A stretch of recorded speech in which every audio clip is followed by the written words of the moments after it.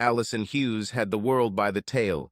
She was married for 10 years to the best husband and father in the world, John Hughes. John was by far the most intriguing man she had ever met. He was the only one she had to chase. Allison was amazing, 10 out of 10, and she knew it. She was so used to guys hitting on her that when John didn't do it the first time she met him, she was stunned. It was at the university. Allison went to a fraternity party that John belonged to. She was having a good time and was thirsty. When she approached the tables with the punch bowls, there was a guy standing there pouring drinks.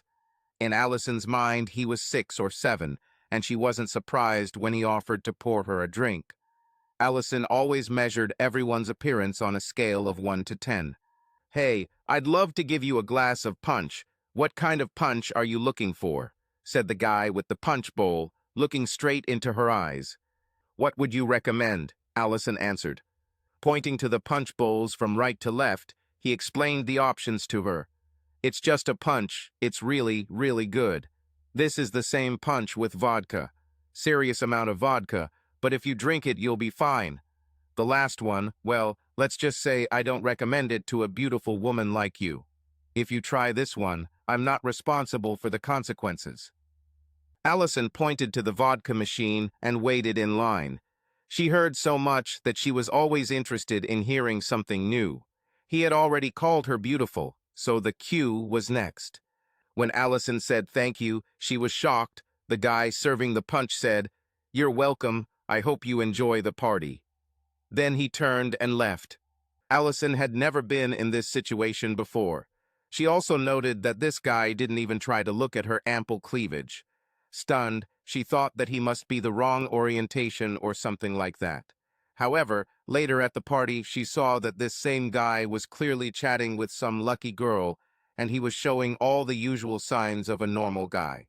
Allison was born in Kansas City and won a cheerleading scholarship to Wichita State University. She studied art, but really just wanted to be Mr. Bizarre, right, had to have a minimum of 7 credits and have money or a degree that leads to money and personality. Allison met a few people who might qualify, but she was intrigued by the guy with the punch bowl. The next time she saw him was at a football match. He sat with his friends quite close to where the cheerleaders were doing their thing. Many of the guys and girls sitting there were clearly not interested in football. The punch guy never seemed to look at her. It was unnerving. Allison noticed that one of the guys he was sitting with was in one of her classes, so the next time she saw him, she asked, "Hey, Sean, I saw you at the game last week. Who are you with? Have you come?" Sean responded, clearly pleased that this goddess was talking to him. "Oh, John, Chris, and Norbert." What's with the one who didn't seem to appreciate the cheerleaders? "Oh no, John Hughes is normal. He's a serious guy. He wants to get good grades and make millions. I swear he will do it. I've never seen such a purposeful guy." Sean then played his part. "Hey, how about you and I get coffee sometime?" Allison almost sighed at how unconvincing his line, said her usual, "We'll see," and left. This John guy was very intriguing and would be a good fit for Mr. Right. The next time his fraternity had a party, she went there. She stayed out of his sight until he approached the punch bowl, and she did so. Allison was stunned again when she walked over, and he told her, "Hey, I'd be happy to get you a glass of punch. What kind were you looking for?" Allison couldn't believe this was happening. He didn't remember her. To confirm this, she replied, "Is this the same choice you offered me last time?" He looked at her carefully and said, "I'm pretty sure I would remember someone as beautiful as you, but I don't think we've met before." So, pointing to the punch bowls, he said, "This is just a punch. It's really, really good. This is the same punch with vodka. Serious amount of vodka, but if you drink it, you'll be fine. The latter, well, let's just say I don't recommend it to most women. If you try it, I'm not responsible for the consequences." Allison was stunned. The guy didn't remember her. Incredible. She needed to get to know him better. However, after she said thank you, he again said good time to the party and left. She finally gave him her phone number. Another first for Allison. Then he didn't call. No guy who asked and actually got her phone number took more than 24 hours to call her, but Punch Bowl John took a week. The most amazing thing was that he asked her out on a date next Friday. Long story short, they dated, fell in love, and got married shortly after graduation. Children soon appeared, John Jr., or JJ, Betty Ann or Annie, and the youngest Chris. JJ was 8, Annie was 7, and Chris was 5. They were all in school now, which made Allison's double life much easier. John's company was doing well, and they had a beautiful home. You'd think that a great millionaire husband who was a wonderful father to her 3 wonderful children would be reason enough to have the world by the tail. However, in addition to this, Allison had 3 more lovers. She found the first one 3 years ago. JJ had a friend named Max, his father Andrew. He was a stay-at-home dad. His mother Bernice was a doctor, and her reading was clearly in the 8.5 to 9.5 range. Max and JJ started dating, and Andrew just idolized the ground Allison stood on. It used to be an easy seduction, and now she and Andrew had sex every couple of months. She met her second lover 2 years ago. John was with the children, and Allison went grocery shopping. Some guy who had a solid 7 hit her with his cart. This was a completely normal occurrence at the grocery store and was always followed by an apology and then the guy's turn. Allison was stunned when this one didn't. "Hey, you stupid idiot, watch where you're going with that cart." The guy told her, and she just looked at him with her usual disdain that she had for lesser mortals. He didn't give up. "What's the problem with you, beauty? Just because you won the looks lottery, you think you can beat us all. It's a joke. I wouldn't touch you. You must be a terrible lover and entitled bitch the rest of the time." For some reason, Allison was attracted to this, and a guy named Roger said that 1 in 20 women actually react this way. Allison replied, "Oh yes, listen to yourself. You probably haven't been with a woman for so long that you would even beg for a terrible mistress. People like you are only strong in words, but in reality they are dummies." The verbal duel continued for several minutes. Then the guy said to her with contempt, "You won't be able to resist finding out what you missed. If you want to find out, come to 23 Cedar Street after you finish your shopping." Allison couldn't believe this guy. No one had ever talked to her like that. And for some strange reason, she knocked on the door at 23 Cedar Street 20 minutes later. Allison was hooked. She went to see Roger the day John left. Allison had a few close calls to discover her infidelity, but all the risk of these encounters was what she craved, along with rough sex. The last lover appeared 6 months ago.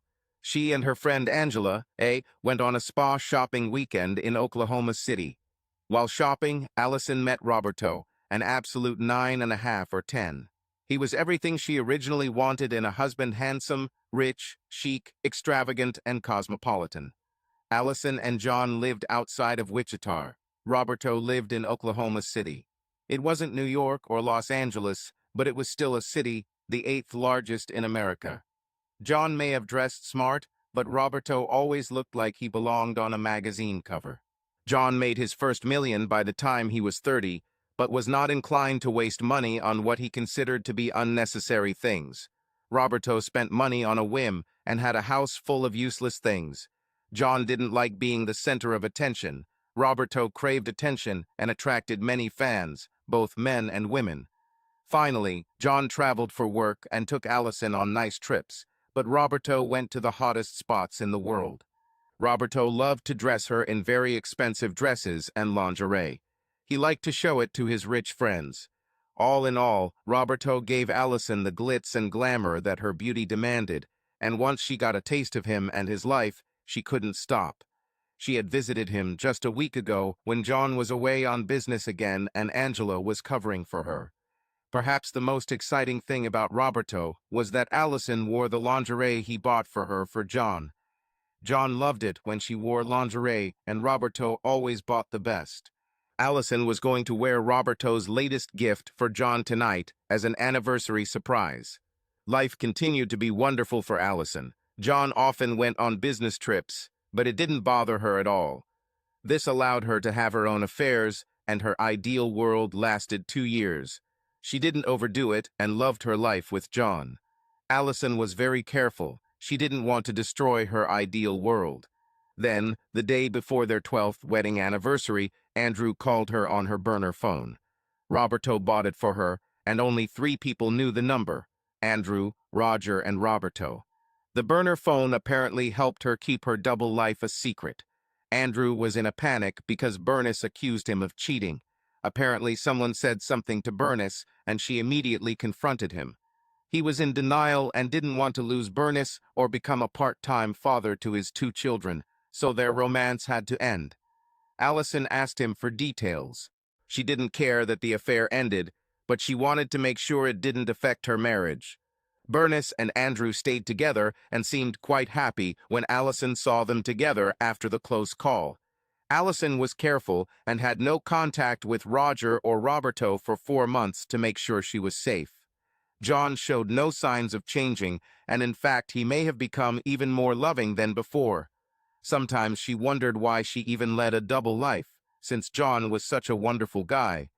But the attraction was too strong, and no matter how good John was, it did not stop her from resuming her activities. The next tragedy occurred 2 years later. Allison tried to contact Roger, but he did not answer. She couldn't understand what happened, and she missed having sex with him. It had been 7 months since she last saw Roger when she drove to 23 Cedar Street and knocked on the door. A sweet woman, 7.5, opened it with a child in her arms. When Allison asked about Roger, the woman said that he no longer lived here. He died about 6 months ago, hit by a drunk driver. Allison thanked her and left. Luckily, Allison and her friend Angela had another spa weekend planned soon, so her grief over losing Roger was softened by the wonderful time she spent with Roberto. An interesting thing happened when Allison wore the lingerie that Roberto bought her that weekend for John for their 14th anniversary. They made love, but something was wrong, or else. Allison briefly wondered what had come over John, but she, of course, never complained when he continued to do this every time she returned from Roberto. Life continued to be good for Allison. Her children were growing up quickly, and she saw a time when they would all leave home. John was a great husband and father. John encouraged her to do charity work, and Allison loved how people adored her. Therefore, there was no need to replace Andrew. John provided the sex that Roger had previously provided, without having to hide the traces of an affair. Of course, she also still had Roberto. Allison and Roberto were able to go to Las Vegas together, while John was on another business trip, and the children were in different summer camps. Angela held her regular phone and contacted her when the children or John called or texted. Angela would then send text messages composed by Allison. An excuse was made for not being able to call, and she got through without any problems. The trip was divine. In Oklahoma City, they remained cautious and did not appear in public. These were always private parties or events. In Vegas, they acted like a celebrity couple, and their gorgeous looks and designer clothes made some people even think they were celebrities. Then Allison got into trouble. She was on holiday with Roberto shortly before their 16th wedding anniversary. Allison and Roberto had just left a private party on Saturday night. As they exited the elevator on the parking level, Allison noticed that it was darker than when they arrived. One of the lights didn't work. Then it was terrible. Roberto was robbed and killed. Allison went into escape mode and ran. She ran outside and hailed a taxi. Taxi took me away to her car, and she went straight to the spa. Angela was surprised to see her so early, but did not ask questions. Allison didn't say anything. While Angel slept, Allison watched the news. It was described as a robbery gone wrong. The security camera was pointed in the wrong direction to see anything significant. The video quality of what was recorded was blurry because the lights weren't working. Police were searching for the killers and asking witnesses to come forward with information. Allison returned home and continued to follow the news for several weeks. The party she went to was with new friends who were used to seeing Roberto with different beautiful women, and Allison used her usual fake name. The story quickly fizzled out as there was no physical evidence or leads. Allison was never able to find a replacement for Roberto. Yes, she continued to go on spa weekends with Angela and used the internet to find lovers, but she never had the same relationship with them as she did with Roberto. Allison and John had been married for 24 years, and their last child was about to leave home. JJ had enrolled at a university in Texas and was about to graduate. Annie was in Chicago getting her law degree. Chris was planning to join the army. He would leave shortly before Allison and John set off on a month-long cruise in the Mediterranean. John promised her they would go on a cruise for their 25th anniversary, but with Chris leaving, he moved it to their 24th. Allison was delighted. The cruise had to stop at all the places she wanted to go: Monaco, Rome, Athens, Cannes, Corfu, Marseille, Mykonos. She couldn't wait. It was the day before they left, and John had not yet returned from his last business trip to untie loose ends, as he called it. There was a knock on the door, and when Allison opened it, there was a man in a cheap suit, barely a bee, standing in front of her, who asked if she was Allison Hughes. When Allison responded in the affirmative, he handed her an envelope and said, "You have received a subpoena." He took a photo and left. Allison opened the envelope, not knowing what to expect. Maybe someone is suing her over her charity work or something related to John's business. To her surprise, it was a divorce petition. She couldn't believe it. She thought it was a joke. She called John's cell phone, but it went to voicemail. She flipped through the document. The terms of the divorce were quite short. She received a house and $25,000 a year. This must be a joke, a very cruel joke, Allison thought. They were millionaires, and she had the right to more. When John didn't answer her call, she called his office. When she demanded to know where John was, she was left on the line. The conversation that followed gave her even more questions than answers. Someone named Bill answered the phone, and after politeness said that John was a consultant they used from time to time, and they weren't hiring him now. "How long was he a consultant for you?" Allison asked. "About 5 years since we bought the company," Bill answered. "What? Does he no longer own Hughes Tank Lining?" Allison was shocked. "That's right, my brother Bobby and I own the company, but we still call it Hughes Tank Lining." Allison muttered a quick goodbye and hung up. She called her children, but they were reserved and mysterious when she asked if they knew where their father was. John didn't have any parents to call, and Allison didn't know what else to do. She had a sleepless night. In the morning, she went to the office of the lawyer whose name was on the application. She was told that this was not a joke, and that she should hire a lawyer if she wanted answers to her questions. However, they handed her a letter that John instructed them to give to her. "Allison, I'm sure you're wondering what happened, but if you think about it, you'll understand what happened. I found out about your double life. All the joy and unicorns when you were with me, and then the cheating behind my back. Yes, I know everything about Andrew, Roger, and Roberto. I have pictures and videos of you and your lovers and your various affairs since then.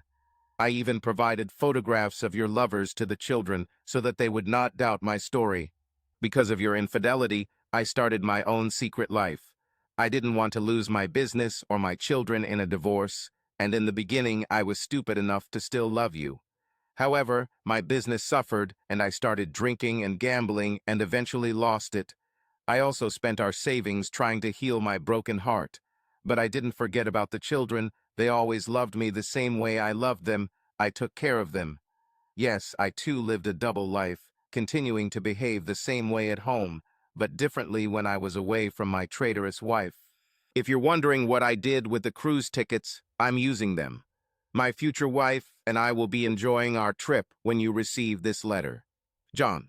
A month later, she was in her lawyer's office, and he said the last words you want to hear in her situation. "I'm sorry to say that, despite what you may think, everything is basically as John laid out in your letter. This is financially irrefutable. About 5 years ago, he adopted twins, Billy Hughes McPherson and Bobby Hughes McPherson. They bought the company from him after he brought it to the brink of bankruptcy. Our investigators discovered a lot of drunken gambling in Atlantic City and Vegas, and all of your money, although missing, is included in those losses. The $25,000 he gives you is half of his annual consulting fee at his former company. You get a pretty good deal with a house and half his salary. I would also say that it doesn't matter if he lost everything or hid it. He had 14 years to prepare, and he could very well hide the money. In general, we recommend that you sign the divorce as is, otherwise we will continue to represent you, but will now charge you by the hour. At this point, Allison actually shed a tear. She had the world in her hands, and now she has lost it. Allison signed the divorce. John Hughes was having the worst day of his life. He was married for 10 years and 10 days to the love of his life, Allison Hughes. Moments ago, his best client in St. Louis told him that his wife was cheating on him. John said goodbye and left the office building. He continued to replay what he had seen in his head. His wife Allison wore the same dress she wore on their 10th anniversary when she was with another man. This probably meant she was wearing lingerie for that guy too, which made John vomit. In a semi-catatonic state, he somehow ended up in a booth at Denny's. He just sat there, staring into space. The waitress serving his area couldn't help but wonder what tragedy had befallen this man. This waitress was Linda McPherson. She was a widow. She knew tragedy. Her husband David died 2 years ago in Afghanistan. She was just living on autopilot, trying to hold on for the sake of her twins, Bobby and Billy. Her world collapsed 2 years ago, and her parents helped her through those terrible early days. The man looked as broken as she was, and her heart went out to him. She was interested to know his story. John Hughes was born to poor parents in Wichita, Kansas. His parents' marriage broke down and John ended up in foster care. It was a terrible life until, at 16, he found himself in Tamanoff. Jonas Stamen was a real father figure to him, and John began working for Jonas at his tank company. John was ambitious and saved his money. He also received a scholarship for his high grades at Wichita State University. He continued to work during his time at the university, and the first 2 years passed quickly. In the third year, 2 events occurred that changed his life. First, Jonas Stamen told him that he had no intention of handing over his company to his useless children. He wanted to retire, and the lazy leeches didn't deserve the fruits of his labor. He suggested that John take over his clients and Jonas would close the business. Jonas would then provide a loan to John so he could purchase the building and inventory. John was popular and probably could have retained the staff. Although this made university more difficult, John accepted the offer. The second thing that happened was that he met the woman of his dreams. Her name was Allison, and she was beautiful, no doubt, but he fell in love with her at first sight. She was a tough catch, but John believed in the long game. He played with her and, without showing interest in her, aroused her interest in him. The look she gave him when they met for the second time, and he pretended not to remember her, was priceless. By the middle of her senior year, she was already his girlfriend, and they married shortly after graduation.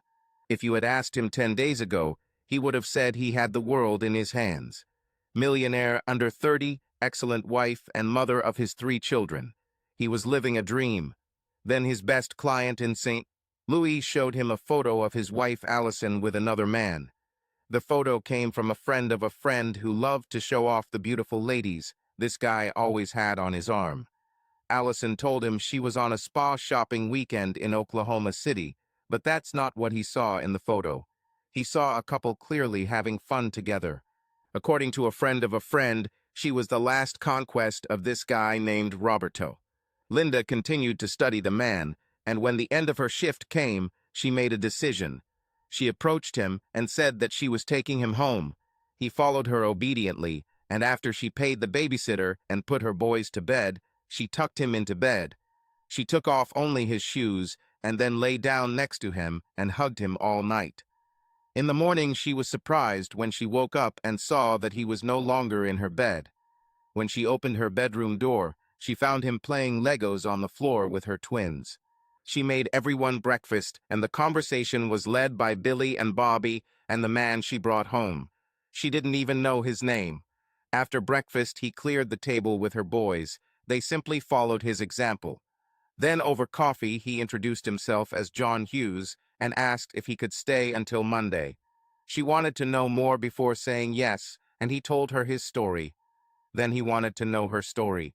Linda agreed for him to stay, and they all went on a picnic. It was summer, so the boys were out of school, and she didn't have to work until Monday. After an amazing time at a nearby park, playing and eating takeout with Linda and her boys, John sent his wife a text. "Unexpected problems at work. I won't be able to return until Monday. I'll call you in the evening." She replied, "Sorry to hear. I'm sure you'll work it out. Love you." John knew he had to hold back and play the long game with Allison again, so he wrote back, "Love you too." After the most fun she had had since her husband David's death, Sunday evening soon arrived and John had to leave in the morning. Linda knew that this man brought joy to her home, and especially to her boys, and she wanted to know his plans.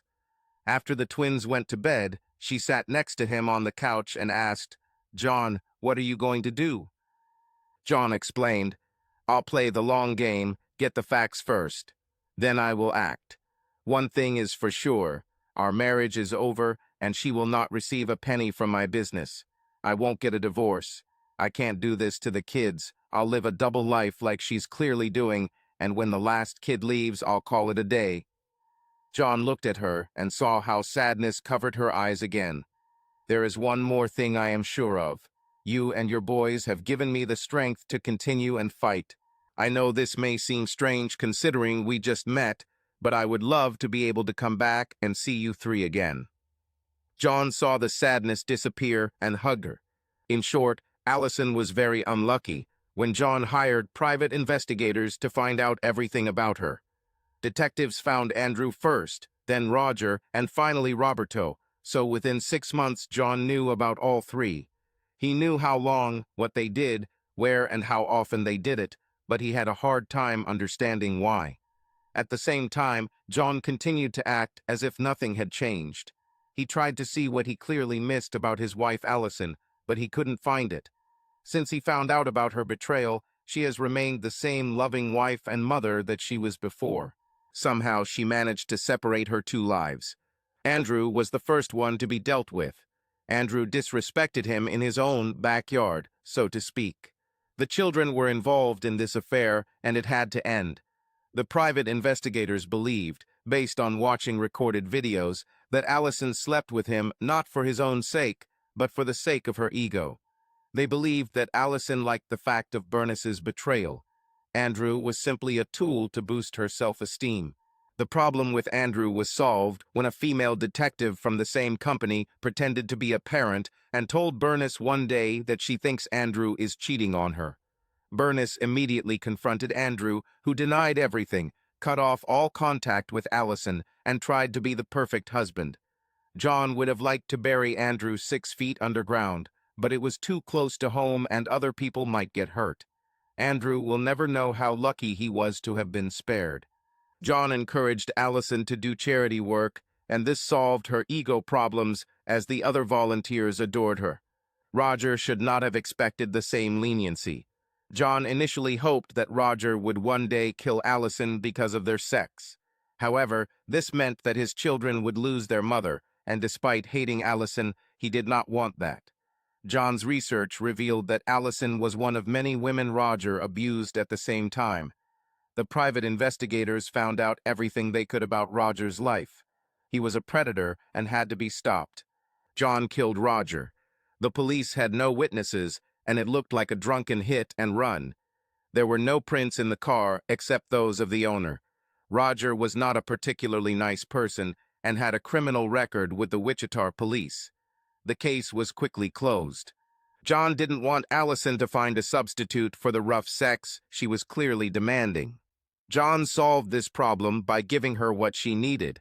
She seemed to really enjoy it, and detectives reported that she was now only cheating with Roberto. The problem with Roberto took more time and research to solve, and it took John and his detectives years to gather enough information to solve the problem. It turned out that Roberto became interested in one of the wives of the Oklahoma City crime boss.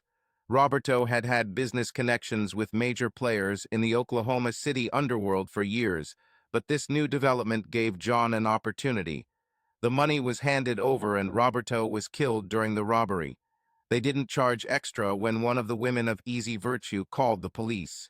She convincingly stated that she was with Roberto that night, but did not see anything and was scared, so she ran away. Her story contained enough detail for the police to believe it.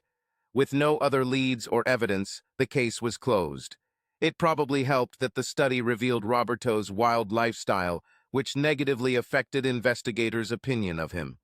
However, John didn't know how to stop Allison from pursuing a life of luxury, and after the detectives hacked her Ashley Madison account, he just asked them to follow him. The children were growing up, and soon everything had to end. John's relationships with Linda, Billy, and Bobby grew stronger over the years. 6 months after he began visiting them regularly, Bobby asked him a question at the dinner table. "Mr. John, will you be our daddy?" John looked at Linda, whose expression was reserved, but he thought he saw hope, and then at Billy and Bobby, who seemed impatient for a positive answer. "No, Bobby, I can't be your daddy." The three faces darkened before he could continue. "I can never be your dad. That man in the uniform in the photo on the wall is your dad. He died for his country, and I can never take his place, and you must never forget him. He's your dad." This was clearly not the answer the three McPhersons wanted to hear, but John wasn't done yet. "But I would be happy to be your stepfather and try to live up to the standards your father set."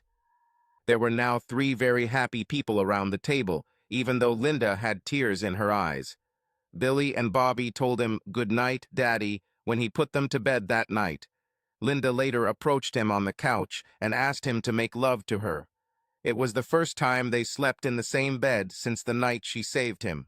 In the morning, John looked into her eyes and told her he loved her.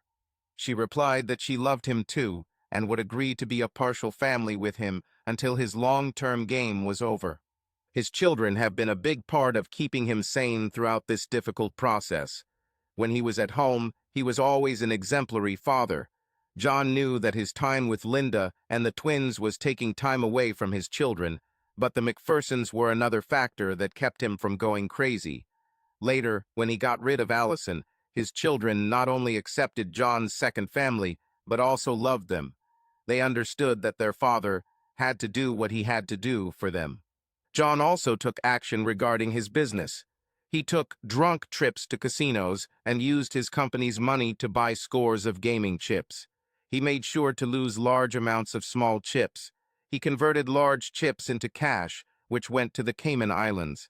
His accountant and lawyer were aware of his plans and assisted him in the disappearance of the money. This was made easier by his policy of doing his own bookkeeping. No one at Hughes Tank Lining knew anything about the money, and as long as wages were paid, they had no reason to ask questions. Billy and Bobby began working for him and showed real talent for business. John's children were not interested in the company, so he sold it to Billy and Bobby. Around the same time, they asked John to adopt them. John agreed, but only if they kept their father's surname and became Billy and Bobby Hughes McPherson. On his and Allison's 24th wedding anniversary, he was finally able to end his painful long-term game and pull the trigger. His last son, Chris, joined the army. Trust funds were set up for all of his children, and he was almost penniless. Allison thought they were going on a Mediterranean cruise to celebrate their anniversary and empty nest, but she was wrong. She was given divorce papers. John took Linda on a cruise and proposed to her in Rome. He ended up with a double life that he never wanted to live in the first place. Allison quickly sold her house and moved to Los Angeles. She was finally in a real city, and since she was well preserved, she had no problems finding partners. She married a man named Larry Hudson, who was a dozen years older, but still very handsome, and very rich. For 10 years, she remained faithful, traveling and living the life she had always dreamed of. Then, as Larry's health began to deteriorate, she began cheating again. She was very careful, and Larry died of a heart attack, unaware of her infidelity. Allison continued to live the life of a wealthy widow. The only thing that darkened her cloudless life was Gramaline. Gramaline, that's what her grandchildren called John's second wife, Linda. According to Allison, she was a 2, but a 7 to everyone else. Her grandchildren told her about their adventures with Grampolino and Gramaline. John and Linda always spit on Allison, and she hated it. For example, Allison took her grandchildren to Disneyland in Anaheim, but John and Linda, Grumple and Gramelin, took them to Disneyland in Tokyo. Allison took them skiing in Lake Tahoe for a week, and Grample and Grameline took them all Christmas holidays skiing in the Alps. Apart from this irritation, Allison had no regrets. Their divorce was John's loss. John had regrets, or perhaps it would be more accurate to say that he sometimes reconsidered his past decisions. He wondered if he should have done things differently. Maybe I should have just gotten a divorce right away. Killing people, even if they deserved it, leaves scars on the soul. However, he always came back to the fact that he had an excellent relationship with 5 well-adjusted children and 9 precious grandchildren.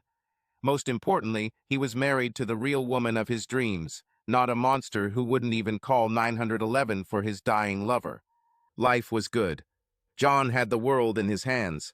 Subscribe to our channel so that your love doesn't cheat on you, and go ahead and listen to the next story, because this story is nothing compared to the next one. If you're under 18, don't even think click to the next one.